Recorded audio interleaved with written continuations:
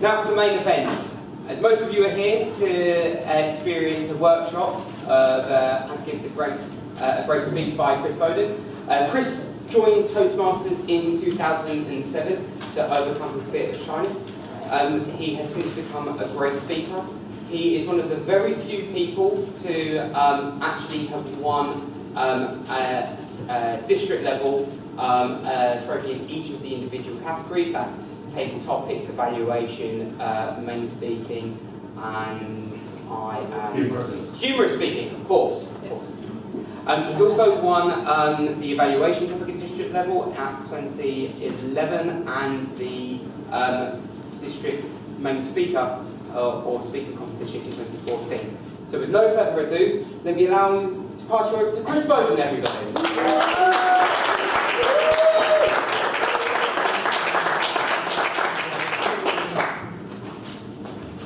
Thank you very, very much. It's an absolute pleasure to be here. I want to start by giving a big thank you to Chris for inviting me along this evening. He asked me to come here, and Chris and I go way back. When I was president of Holden Speakers in 2009, Chris came along as a guest, and I told him he couldn't join, which is unusual for a president to do, but the club was too big, we had issues, and this little club called St Paul's had just been launched, and we were like, everyone, go and join St Paul's. Go on, off you go. And he's so grateful that I did that he mentions it every time I see him, and has done non-stop up to and including the last time we met a couple of months ago, so I'm sure he's glad. Who here is not a member of Toastmasters? Wow, cool. God, I miss London clubs.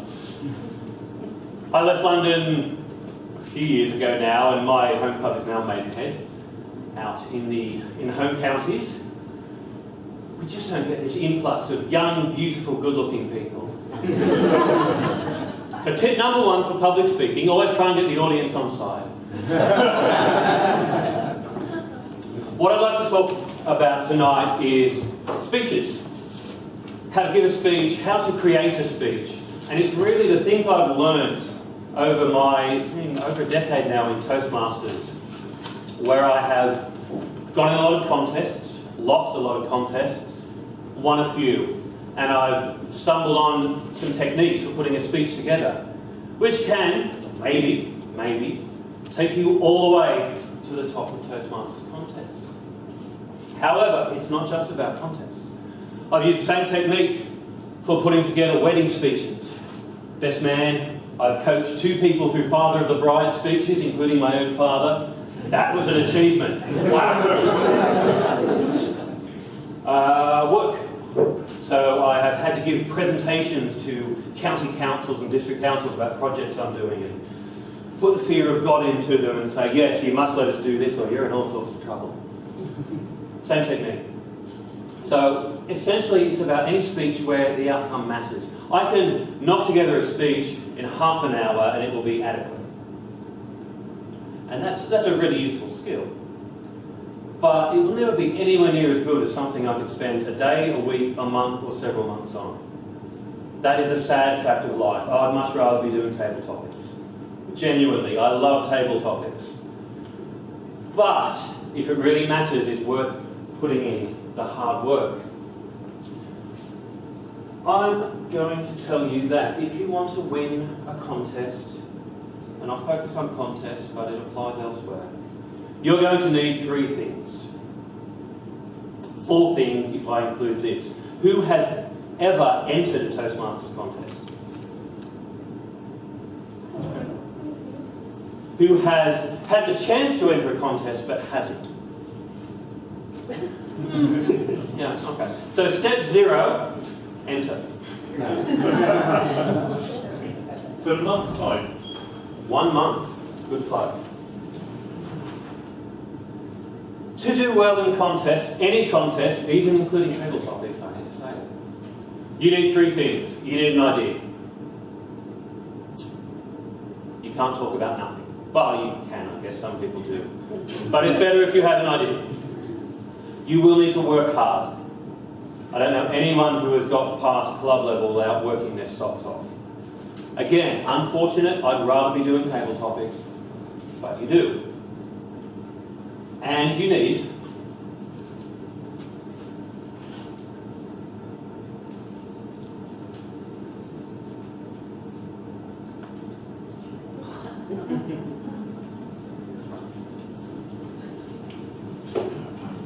yeah, I had to say it. You need luck. There are ways to make yourself luckier. However, all of this comes with a caveat. Toastmasters contests can be an incredible experience. Self-affirming, great challenge, learning. They can also be soul-destroying, demoralising and infuriating. Because you are dealing with people judging a speech. A speech is an inherently subjective thing. Is it good? Is it bad? Well, there's criteria, but do we follow them? Maybe, sometimes. I think everyone here has walked away from a Toastmasters contest shaking their head going, how did that person win? Haven't they? We have, haven't we? Yeah. Why wasn't it me? However, you have to understand it's a subjective thing. There are ways you can give yourself the best possible chance, but it can still not be your day. It can still not go your way. Try not to tie your ego too much to the outcome of a contest. Trust me, it's bad. I will say, this all looked much nicer on PowerPoint, but I think this is a good lesson in winging it.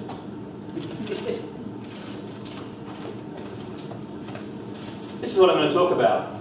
So let's start at number 1. Who's ever had an idea for a speech? Yeah, okay. Who's ever had an idea for a speech and then forgotten it? Yeah, isn't that a pain? Have you ever had an idea for a speech when you needed an idea for a speech? Occasionally, but it's not the norm, is it? No. You've had an idea, good for you. Tip number 1, capture your ideas. We live in a world of convenient devices. There's one. A miracle of science and marketing. If I have an idea, I can write it down in here. I used to carry a small moleskin notepad, you know, the little ones, fits nicely in a pocket. That went with me everywhere. I still have it. It's still full of ridiculous speech ideas, about 10% of which I've used. One day that might go as high as 15%, but they're written in there. The first time I ever got to a district contest with a prepared speech was Humorous Speech Contest 2013. I had the idea for that speech in a pub. I was not in a position to be writing down and sketching out a speech and preparing. No, I was in a pub. But I managed to capture the idea. My district winning speech in the International the year after, I had that idea in bed with my wife. It's all right, she knows. It was dark, it was very late, we were chatting, and I had one of those light bulb moments. We were just talking about our lives, where we were, how we got here, and I said this thing. I just said, oh, you know, it's like I've sort of, ever since I've thrown myself out, I've been throwing myself in. I thought, oh, that's got a real ring to it. It makes more sense in context. I thought, that really does have a ring to it. I think there might be something in that. And I leant over in the dark and grabbed my phone and threw it in my app and went to sleep. And that was a germ. But had I just gone to sleep and ignored it, no speech. And I know I've lost some brilliant ideas. I've just had this light bulb, and it's gone. Hour later, you know, capture your ideas. Keep a speech file, keep an idea file in some form.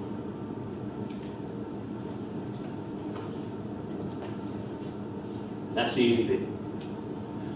You've got an idea, great, good for you. Now you have to write a speech. When I say write a speech, okay. How do we write speeches? I've gone through lots of different techniques. I have done writing down points, talking off points. I have sat down with a notebook and written longhand my entire speech and then cut it down. I've gone through in my head and just sort of winged it on stage, and all different iterations of this. My recommendation is this: get your ideas somewhere you can see them. And it's not about being a visual person, it's about having your ideas in front of you. Who's heard of mind maps? Of course you have. Everybody's heard of mind maps. It took me years to learn about mind maps. If you haven't heard about mind maps, it's a really useful tool. There's a man named Tony Buzan, B-U-Z-A-N.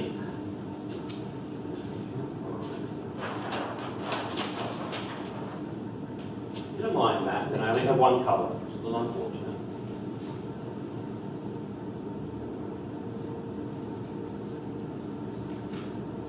Start with an idea. And then we say, what do I associate with this idea?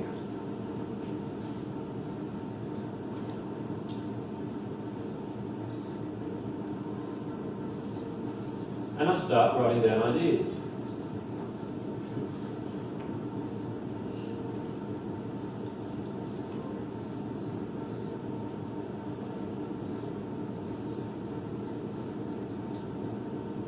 Linking ideas together. Fill up a page, and this is a brain dump. That's the start of your speech. It's not a draft. It's putting all your ideas out there. As always, you'll have way too much content. A Toastmaster speech lasts at most 7.5 minutes. 7 minutes and 30 seconds, and at 7 minutes and 31 seconds, you're out and you've wasted your life. Metaphorically. So a Toastmaster speech lasts for 7 minutes. Give yourself a buffer. That is not a long time to be putting across a lot of information, a lot of data, a lot of facts, a lot of figures. It's time for a couple of ideas, I'd say one idea, a couple of stories, and some thoughts. Take your mind map and go, I definitely want this, probably not that. Maybe I'll fit in puppies somewhere there, and all your other ideas. Still not a first draft, but you've now cut down your speech, and then you're looking for a flow from one idea to the next. Well, I know Alex likes puppies, so I'll start there. They'll flow in from one to the other. And you've got a rough outline. And then you can create your first draft. How? How do you create your first draft for your speech, Chris? Do you start writing, pick up a pen? What I do is I write. I don't do mind maps, but I write bullet points of the thing. So I work out what the subject of the speech is, and then write some supporting points. Yeah. And then I speak it out loud to myself as I'm having breakfast. Genius. I go back to my trusty phone. It's a bit battered, but it still works. Pretty much every smartphone on the market has a voice recorder built in, or there are about 10,000 different voice recorder apps. Cut it down to bullet points, ideas, and then talk your speech. A speech is a spoken thing, it's sort of obvious. I can always tell when somebody's written their speech, because it sounds like they're reading an essay. And you've seen this, haven't you? In some of the speeches, it sounds like the person is reading an essay. The language is slightly different. The sentence structure is slightly different. Once you go from the spoken word to the written word, there's a really clear thing. And you just don't connect with your audience in the same way if you're reading a script. What we want is to work towards a script, but it's a spoken script. So step one there. The next step, talk. Create your speech out loud, and you'll find things will come out you haven't thought of, nice little phrases. You'll find things don't flow the way you wanted them to. Have a recorded speech, stick your headphones in, sit in front of a keyboard, transcribe it. Or find someone who really, really likes you and get them to transcribe it for you. Or if you're minted, there's some online services who will do it for a perhaps you didn't want to speak. That's your first draft. That to me is the best way to get a first draft of a speech, because it is a speech. It's not an essay, it's not a script, it's a speech. It is something that genuinely came out of your mouth. you want to learn about mind maps? The B.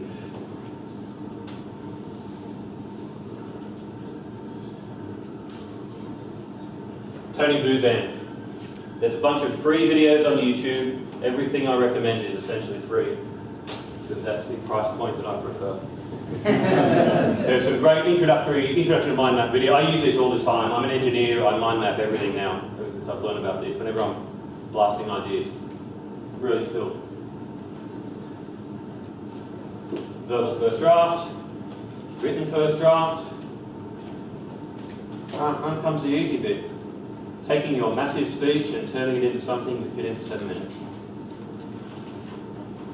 Hopefully you cut it down to something short, concise, fit in, no problem. I have never once managed that.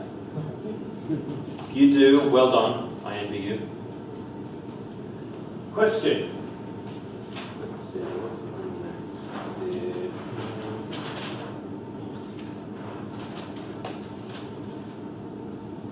At what speed does the average human talk in terms of words per minute? 140. Any advances or decreases on that? 180. 180. If you're an auctioneer, maybe.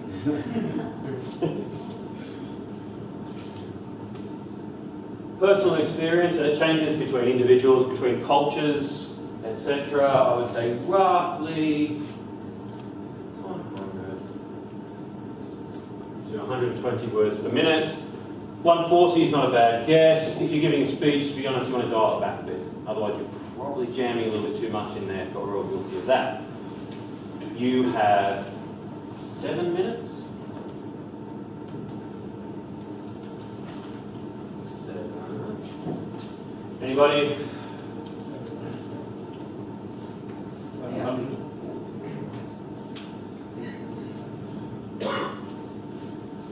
840 words. The great thing about typing your speech out as opposed to writing it longhand is if you look in the bottom corner of your screen on a Word anyway, it will tell you number of words.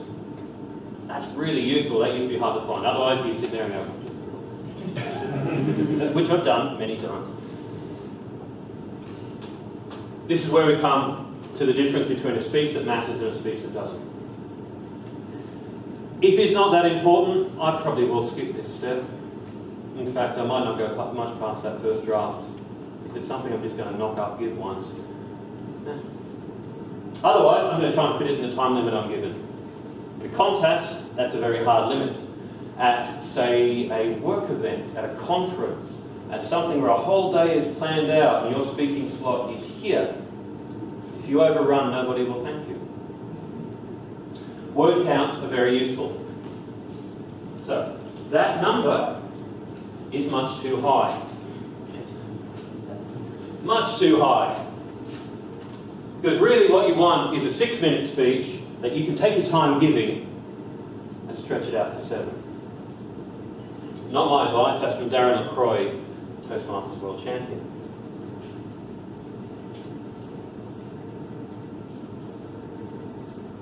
I would aim more around there, 750. That is a good figure. A man named Pressian, whose last name escapes me, won the Toastmasters World Championship in 2013. His speech was roughly 550 words. So much you could rattle through that in about 4 minutes. He didn't rattle through it, he took his time. He did a few little theatrical things, but really lots of big long pauses, and he absolutely owned the space there. Took his time, never rushed. If you can get your ideas into the fewest words possible, you will have a better, more effective speech. The more content you give an audience, the less they'll retain. Does that make sense? I will say, if at any point you have a question, just holler out. So did you say 500 words that guy had? About 550, I'm told. I can't be bothered to. You can watch the video and sit there with a clicker, that'd be fun. But I'm told, yeah, about 550. So So what was his That name? was 2013. 2013, Cressy and Kate, do you know his last name? No. No, I don't know. He's of Yugoslav descent, so there's a lot of J's in it.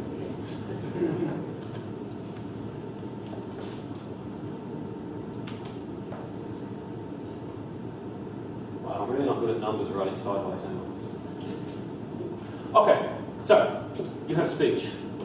You have a script. You're refining that script.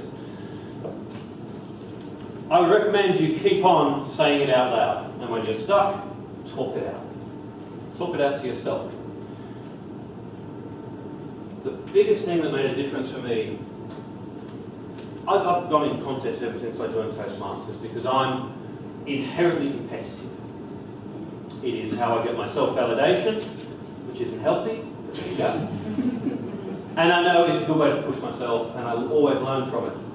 The thing that made the difference is in 2013, I won our club humorous speech contest. And another member of my club grabbed me and said, right, come on, we're going to go win the district final. Okay, Mel, yes, let's do that. And she helped me. She helped me rehearse. We swapped scripts. We emailed them back and forth. We arranged some rehearsal times. Talked it out. And we would wrangle over paragraphs about how to squeeze the most laughs out of the fewest words. Having someone else to bounce your ideas off changes everything. It gives you another audience. Because you may think you're making sense, you may think everything you're saying is clear. And then you tell someone, and it's, what? What is that guy talking about? I don't know. He seemed to enjoy it. Exactly the same thing 6 months later in the international speech contest. She kicked me the whole way to the final. And it was my speech, but the amount of editing we both did changed everything. Get help. That is my biggest tip. Get help. You probably can do it alone, but why would you? Frankly, it's hard. It's really hard. When you're giving speeches, inherently it's uncomfortable because you're standing in front of an audience giving a public speech. Yeah? So we all love that, that's why we're here. As you go up the stage of the contest, the audiences get bigger. You're inherently under pressure because you're being judged. You want to win. And the content of the speech tends to be personal. That's what really connects, and you're putting yourself out there. It's stressful. It's hard. So having someone support you along the way, be that a coach, a mentor, a wife, a husband, significant other, your dog, all these people can give you good feedback. You know, if your dog's looking really bored, maybe you need to work on your delivery. So within Toastmasters, I don't know how formally you guys do it, but there's always mentoring. And hopefully mentor within the club. Grab the best speaker you can find and say, will you help me with my speech? That's the biggest recommendation I can give. And you'll be astonished at how often they'll say, I would love to. Show me your script. Another reason we write things down. There is a concept called an accountability partner. Buddy system. So maybe not someone who's more experienced than you, someone who's of comparable experience to you. And you say, how about we team up? You help me with my speech, I'll help you with yours. How about it? And you hold each other accountable. Done any work today? Have you figured out that ending yet? How's your opening going? Can you help me with this? By having someone else, really helps. Sound fair? Probably the most significant change in my Toastmasters career came in 2010. There is a gentleman named Freddie Daniels, who I think was also a member of this club at one point, and also Holden and numerous other clubs. Freddie has given about 1,001 evaluation workshops. And in 2010, he had the bright idea to get a handful of people who were keen, working hard in Toastmasters, but just hadn't quite cracked the top level yet, hadn't quite hit the district finals, but were just knocking on the door. And he got us together, myself, Freddie, a gentleman named Ola Aralepo, you may have heard of, Andrew Chucks, Alan Donegan, Errol Williamson, and got us all under the supervision of Bob Ferguson, who, whether you know it or not, you have all learned from. Because Bob is the grandfather of just about every technique we're all teaching. And we formed a mastermind group. And we met every month, got in a room, and we talked about public speaking. We talked about contests, we talked about speaking as a business, we talked about all sorts of aspects, and we bounced ideas around a room full of people who all had their own unique experiences and who were really keen. That was in 2010, and in 2011 I won the evaluation contest at the district level, the highest level. Andrew Chucks came second in the international speech contest. Then at the end of the year I placed second in the table topics contest, and Ola Aralepo won his first district humorous speech contest. It's not a bad return for half a dozen people, considering half of them didn't even enter the contest, they had other reasons. I would say being in a mastermind group is probably one of the most significantly advancing things you can do in anything. And it's a sort of old idea, but people have business mastermind groups, leadership, whatever. It's a really, really powerful tool. Something to consider. Look at the people around this room. Who else might be interested? Who else do you know? Okay. Question, why no women then? We're all men and I know them and they're brilliant. We had that discussion early on. We did actually invite one woman who had other commitments, so she said yeah. It wasn't a deliberate choice, it's just that was how we went, and yeah. We all felt it was a bit unfortunate. We did actually bring a woman in later on, Teresa joined us for a while. Thank you. Yeah, I recommend diversity in all. I will say we were quite racially diverse, so we did well on that front.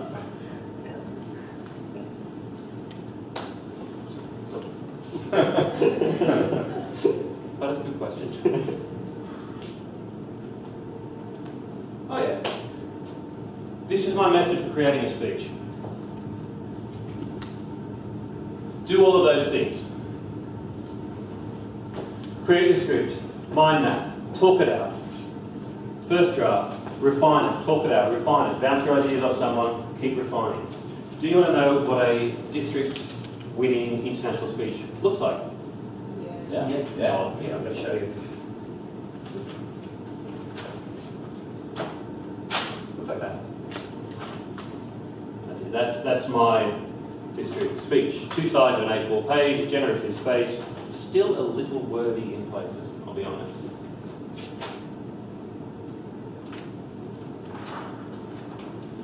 Those are a sample of the drafts in its creation. Just a sample. They're just the ones I printed out. Somewhere tucked away in a cloud storage is about 37 different speech files, all the same speech, subtly changed, paragraph here, word there, a couple of biggish overhauls. It didn't stop. I wrote the speech, and I hesitate to say this, I wrote it 2.5 days before the club contest. Don't recommend that. But you know, ideas happen when they happen. I stopped writing it the night before I gave it in Malaysia in the World Semi-Final. That's pretty much when I stopped writing it. That was a space of 4 or 5 months. Between club contest in March, I think, and the district final in mid-May was just 2 months of never-ending refining of that speech and rehearsing of that speech.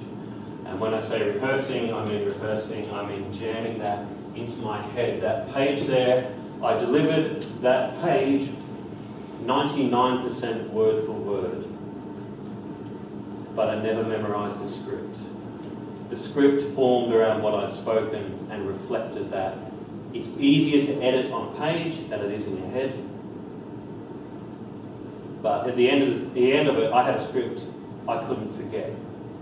I gave it in my car. I gave it walking. I gave it sitting in the living room. I gave it sitting in many rooms. I gave it whenever I could.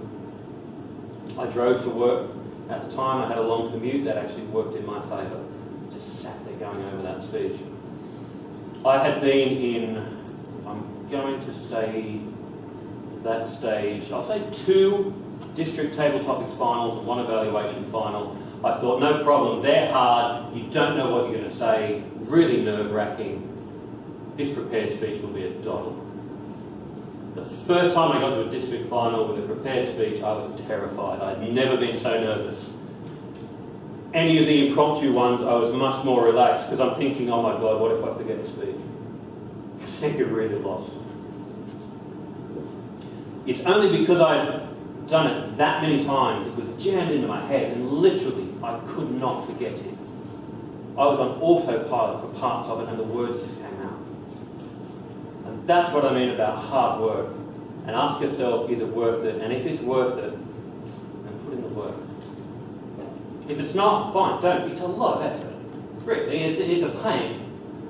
It's not something I really want to do often. But if it matters, do it.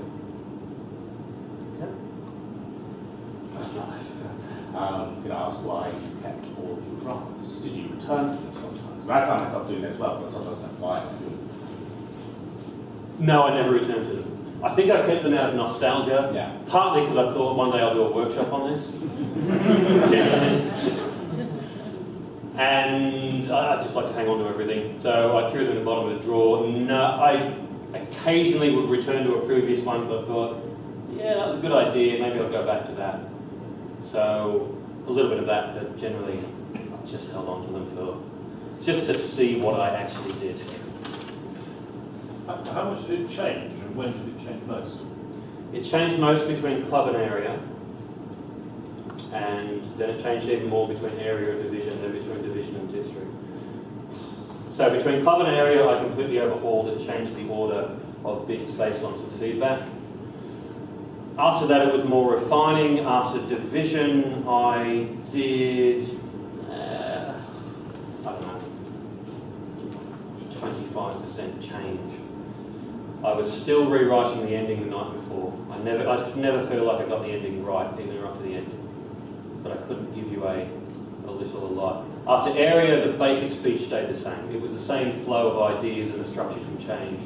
What was in that structure shifted. Sophie. I was going to say, if you memorised it off by heart, and then you decided, oh, actually, I want to change X, Y, and Z, did you go back to the previous one where you'd memorised it? There's a lot of different ways you can prepare yourself. In the area contest, I had done a very heavy overhaul.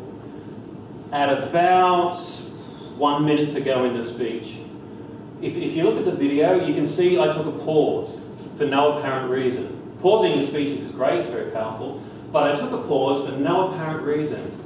And you've got to look closely to see. The reason I took that pause is because I had no idea what I was about to say. I had absolutely forgotten the ending of the speech. Not a good place to be.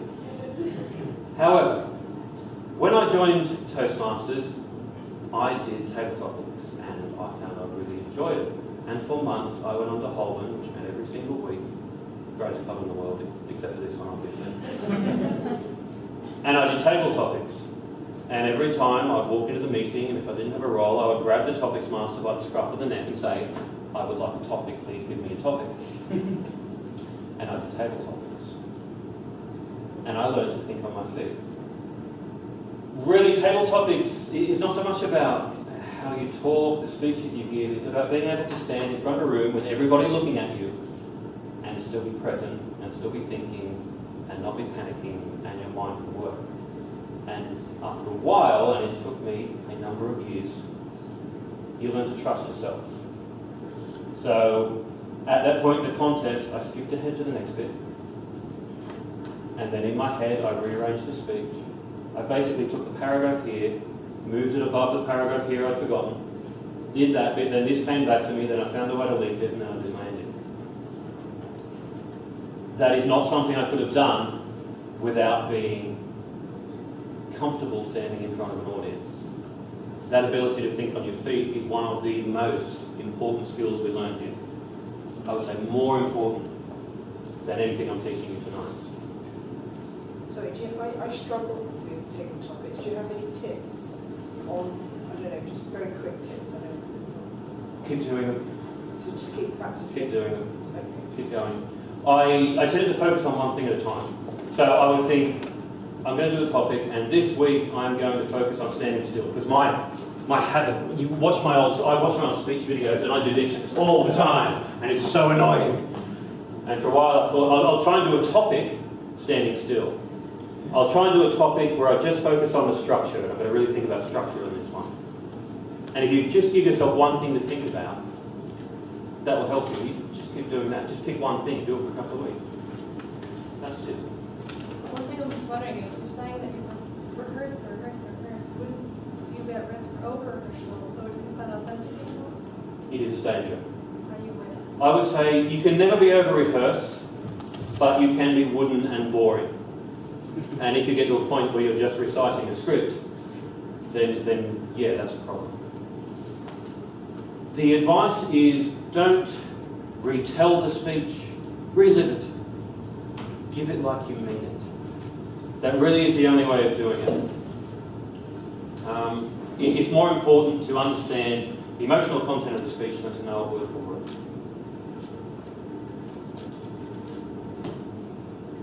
Three things you need in a speech.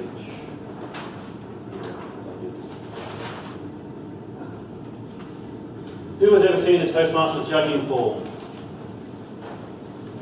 Wonderful.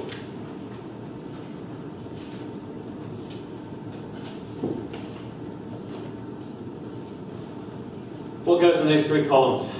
Anyone? 50% for content. 50%. Delivery. 30. Language. Hopefully that adds up to 100. That is what Toastmasters International say are the constituents of a quality speech.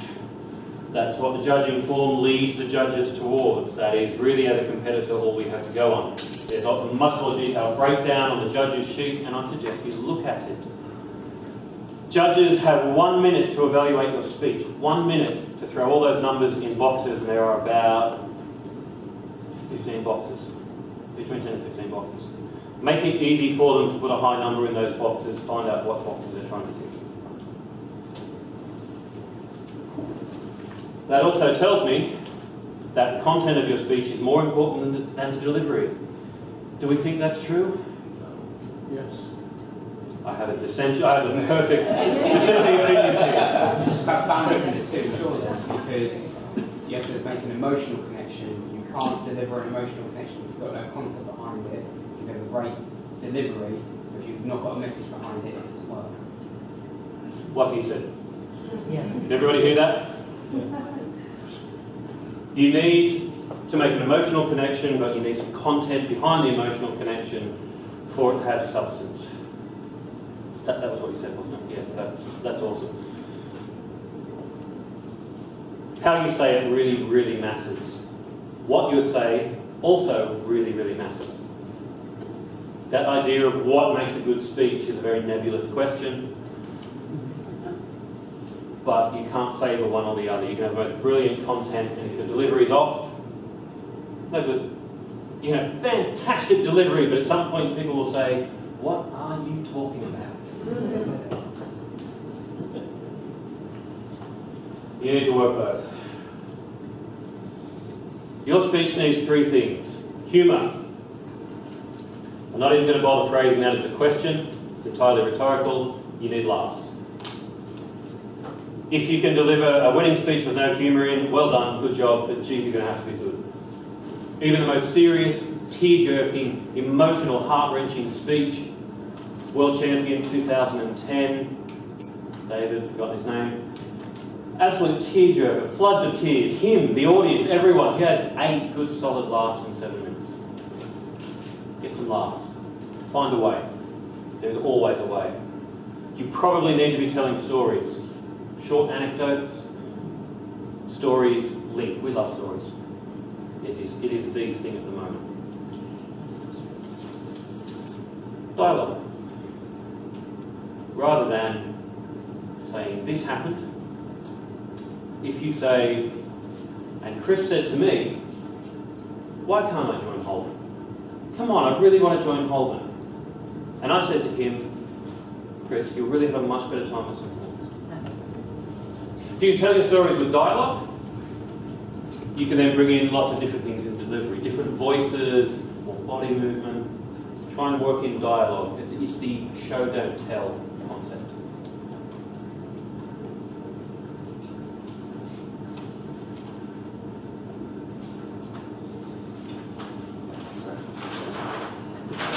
Right, before I jump to that, there are 3 traps in this method. There are 100 traps in this method, and there are 3 really big ones. Number 1 is following the formula. Do you know what the formula is for a winning international speech? Anyone? Inspiring. Last per minute. That's not a formula. I'm with you both, but that's not a formula. Yeah. The answer is there isn't one, so don't try and follow it. Yeah, there are people who will say you must do it exactly this way. It must be this type of speech in this structure. Rubbish. Look at what Chen Tran did last year. Blew the formula away. Absolutely destroyed it. Did something unique. Smashed the contest. Do something people don't expect. But not too far outside of what they expect. Just far enough. Structure. I talked a little bit about structure, but I haven't talked a lot. The best speeches always have a strong structure. And the better the speech, the less you'll notice it. If your speech is, I'm going to tell you 3 things, that is a good way to deliver a work presentation, something factual. If you're going to inspire people and move them, that is not a good way to do it, in my opinion. A heavy-handed structure stops the speech from flowing, and a speech that flows is a beautiful thing. It's a wonderful thing to listen to. You want flow more than you want structure, but there needs to be a structure behind it. It moves chronologically from one idea to the next. It's a broken chronology from one idea to the next. I mix mine up. But there's a logic to it. You can move through 3 ideas or 4 ideas or 2 ideas or 1, but do it in a way that makes sense. So start with a heavier structure and edit it out. Get rid of it so it just flows. Does that make sense? A little bit conceptual, but a strong flow is better than a strong structure. Edit, edit, edit, edit, edit, edit, edit. Dozens and dozens and dozens of edits, and I got to the end and I realised that my message was gone. The reason I'd written the speech, the thing I started with, had been edited out 6 edits ago. And now I was just making pretty words and a nice flow. There is a danger that you can just edit out the message. Keep your speech around a core idea. Structure it around a core idea. And this applies everywhere. People think you're giving a factual speech at work, and I'm, again, engineering lots of factual speeches, presentations, blah, blah, blah, blah, boring. And usually they are, because all people do is throw data at you. Done. What you want to deliver is an idea. Okay? If I want data, facts and information, I will look online, I will read it, because that's the best way to take in data, facts and information. Give an idea. If you're giving a factual speech, my factual speech, when I'm an engineer presenting to a client, is to get across the idea that I'm the smartest person in the room, and they need to hire me or my company to do their consulting. That is the outcome I want from the speech, and everything's around that idea. Likewise for sales. You in an interview? So a lot of interviews, you have to give a presentation. Your goal, your presentation is aimed around the idea, I'm the best person for this job, and here is why I can help you. Central idea, everything's around that, and never lose sight of that by putting in interesting facts. Does that make sense? Okay. Good. You'll need to practice a lot.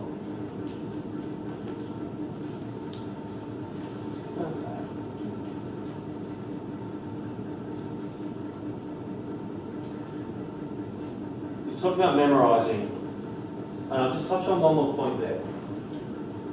If you read something, so you've got your script, fine, you've made some edits, you want to remember it. If you read that, you put the information in. That's only part of memory. What you need to do is throw that away and practice recall. You use different parts of the brain for putting information in and for getting it out, and you need to find the path out. Practice remembering. So don't practice by reading, practice remembering. Throw it away, think, and then you find the bits where you get stuck. I think, okay, halfway through, the bit after I went swimming, I keep forgetting the next bit. And find a way to knit that to the next idea. Make a little picture in your head, and you're thinking, and so I climbed out of the pool, climbed out of the pool, climbed out of the pool. And I want to link that to, because my speech then moves on to the week before I was on a bus. And make a picture in your head. I climbed out of the pool into a bus, okay? I'm just picturing visually, nice little anchor there, pool, I'm stepping out of the pool, straight into a bus. Try and tie your ideas together that way. And practice remembering.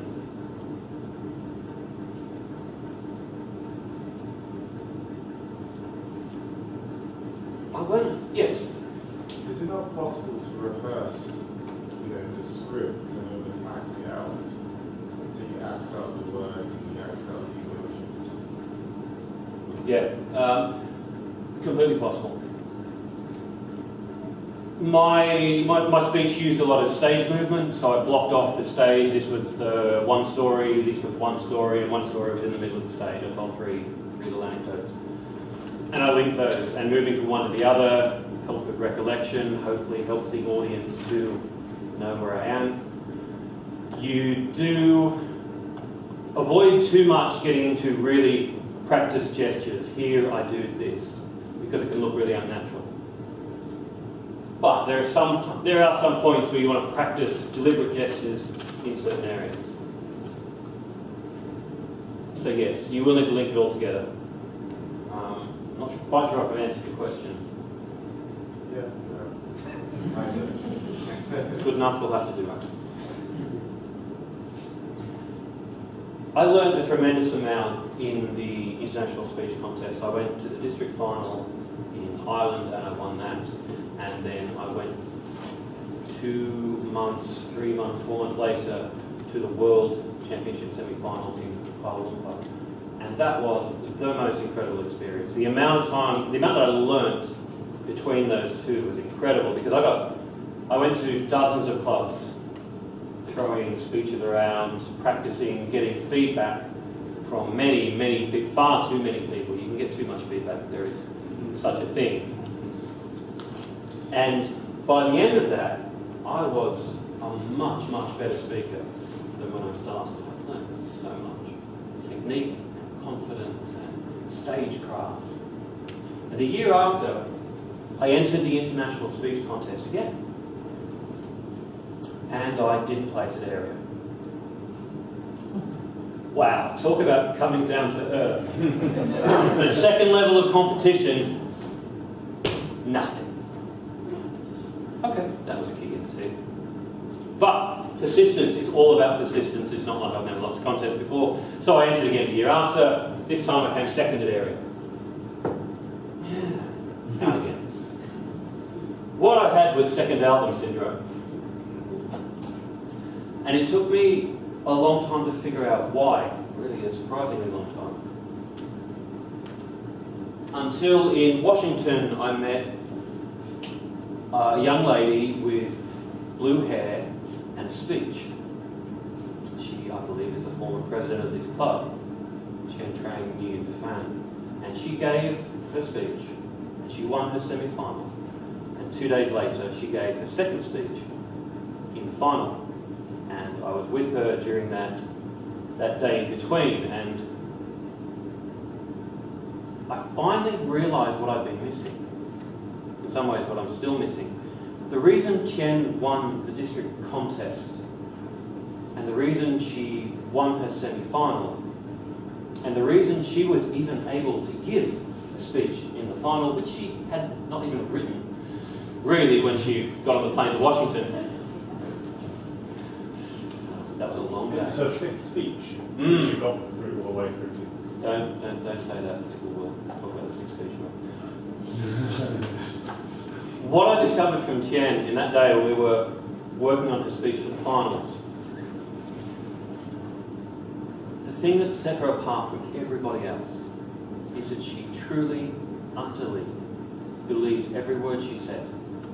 And she pulled a message straight from her heart, straight into the ears and the eyes and the hearts of the audience. She absolutely spoke with passion about something that she truly believed in. And that is the most powerful thing you can give as a speaker anywhere at all. I had been applying techniques and using all the wonderful tools that I've gathered, but I wasn't applying them for something that I really believed in. So I didn't really even like my speeches. They were just, find something you believe in, something you're passionate about, your calling, or your passion, and share it. Just share it with the audience. Because that was the biggest thing I learned, and it took me such a long time to learn it. It's not about being theatrical and dynamic, and we see a lot of the, I'll say American speakers, but it's not just them. It's all the people who learn from the American speakers as well. Big stage theatrics and yes, and standing on chairs and tables, and you know, there's some good tricks there, and sometimes it works, and sometimes it's just a little bit Hollywood, it's a little bit OTT. We are a worldwide organisation, and it's a long time since an American has won the World Championship. Things are changing. What people are going for now is a more genuine style of speaking, and I think that can only be a good thing. So that's what matters.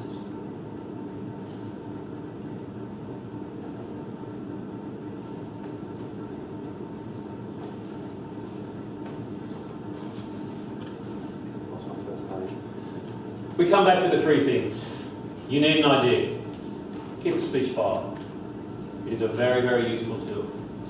You need to work hard and work focused and practice, because practice makes... No. Practice makes permanent. So practice badly and you'll go nowhere. Practice. And you need luck. But if there's one thing I have learned, is that luck comes from commitment. Commit yourself utterly to something and you'll be amazed how lucky you get. It was, I think it was a golfer who said, the more I practice, the luckier I get. And it's true. Absolutely, utterly true.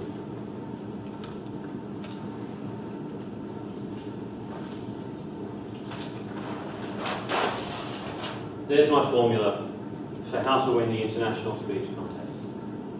Rewrite, refine, rehearse, repeat.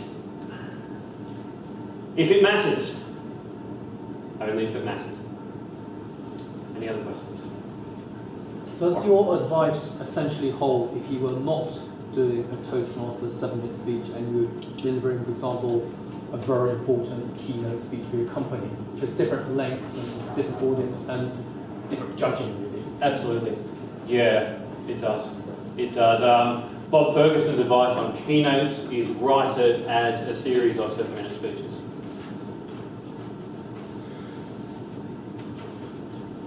My question is pretty much similar, but I was thinking, going basically the real life. No, I think that I'm here because I'd like to learn the techniques and being able to speak, quite fluently and without any fear of being outside this room, because this room is a kind of incubator. But when you have to speak, for instance, for let's say 30 minutes, we're talking about 7 minutes or 2 minutes. And then 140 words or 700 words, and then you have maybe a month to prepare that speech. But when you have to go, let's say on stage, a day later, or maybe a couple of hours with someone, or maybe the chief executive of the Yeah. you have to talk about this for 30 minutes, 40 minutes or whatever. It's going to be something completely different because if I have to do the job, I'm sure that what you said is absolutely right, that you mentioned before, it's like I'm going to kill myself now because I can't do it, rewrite, refine, yes, repeat for many weeks or months. It's absolutely... Yeah, absolutely. It is slightly different doing a longer speech. I mean, this is focused around a 7-minute Toastmaster speech, but the principle holds. If the CEO's there and if it really matters, how much are you going to rehearse? I don't know. I saw Patricia Fripp, who's a professional trainer, and she talked about a company she'd worked with. She does corporate training, and they had a big sales pitch for a multi-million-dollar contract, and they had been working on this for months. And the pitch was in a week's time, and this really came down to how they pitched it. And she said, right, how's your pitch going? And they said, well, we're going to start working on it now, can you help us? They've had 3 months. This is worth millions and millions, and they're just thinking about the bit that actually counts. That's a problem. That's a big problem. Yeah, it's going to take more time to develop a 30-minute speech. Again, break it down into, say, 3 7-minute speeches with some transitions. And you may not put months and months into each bit. But the question is, how much does it matter and how much can you put into it? So, the technique holds, the principle holds, although you may not go quite to the level of detail. Last one. You mentioned humour as being really important for speech. If you're naturally not humorous, how do you learn to become funny? I think David Jones is running a stand-up comedy course shortly. There are stand-up comedy courses, or you can watch people who are funny. How are the table topics? Who gets laughs? Find out why. There are any number of books on how to introduce humour. Like public speaking, humour is a skill, it can be learned. It's not a God-given talent. There are techniques. There are people do entire workshops on this. Find some of them, track them down. Never ever believe that you are not funny because it's just something that doesn't come naturally to you. I'm not a natural public speaker. It is a skill that can be learned. It's just another tool set. I have to wrap it up there. I've overrun as always. Thank you all very much, and thank you for the opportunity. This was of value, and thank you, Chris.